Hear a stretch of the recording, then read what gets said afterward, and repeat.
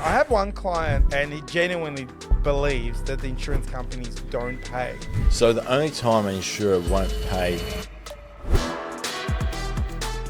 What are some of the weird and wacky questions that a client will ask you? What return can you get?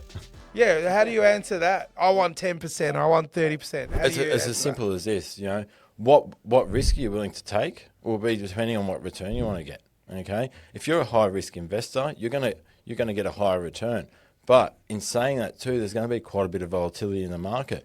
You've got to understand the macro side of things as well. If we typically see that the markets aren't doing too well, or they are doing well, it's got to be for a client to understand what is my risk profile, what risk am I willing to take, but also be educated enough to understand that if you're going to get a high return, there's going to be a high risk and there's going to be quite a bit of volatility. So to answer that question is everyone wants the highest return, but they also are the first to pick up the phone if the markets tank and say, well, what have you done here as well? Yeah. So I think the easiest thing to do in that situation is to understand what risk a client is willing to take, educate them into things like volatility.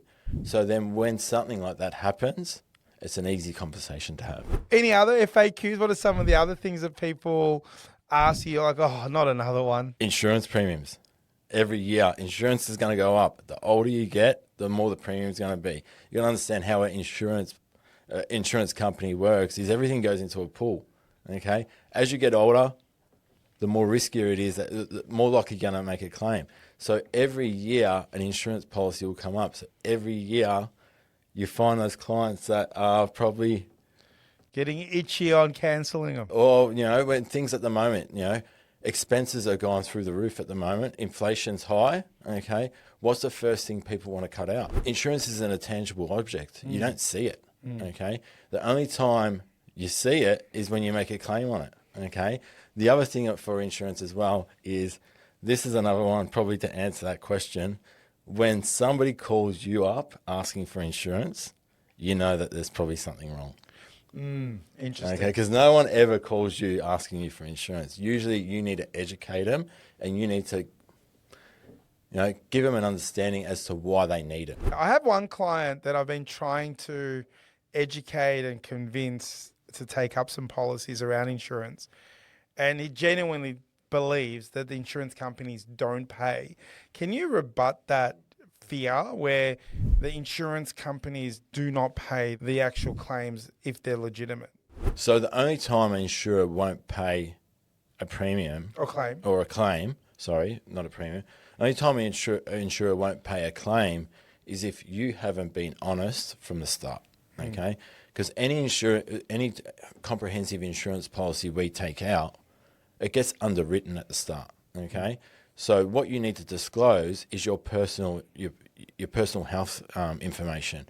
If you have lied about that, okay, and then it gets to a point of a claim, it's just like, let's just say I'm a smoker, but I put on the application I'm not a smoker, and then I get lung cancer. Okay, then a doctor does a medical report for me, and they say, yeah, well, this guy's been smoking for the last 30 years. Of course they're not going to pay out. You were lying on the application. But we typically do underwriting initially, so then when we do a claim, the process is very streamlined from there. Well, let's go through investments. We talked about insurance. Investments are an interesting game. You're probably asked a crystal ball a fair chunk of the future in lots of meetings.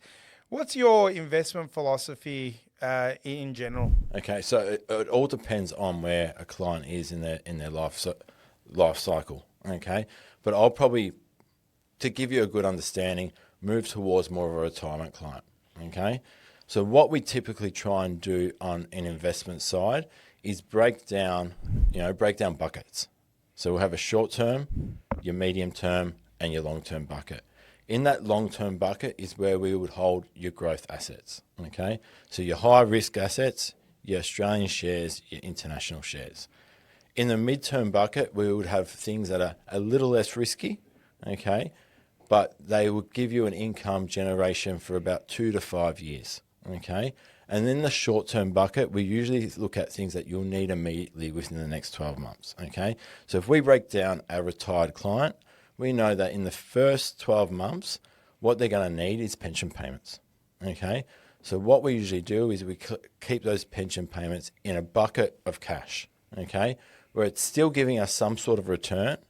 But if something goes wrong in the market, that still is, you're not going to lose money on it. Okay. The second bucket would be your 2 to 5 year bucket, something that's a little bit higher risk, but you're getting a higher return. That's something that we'd probably look at as term deposits, fixed interest, something that you're getting higher than the cash rate. And then your last bucket will be anything 10 years plus. Okay. So that bucket's giving us a high return. If something goes wrong in the next 2 years, we know we've got enough cash in the short-term bucket to, ride the wave of volatility. Okay. And that bucket would also continue to add to the short-term area as well. Typically, you're not going to see that setup.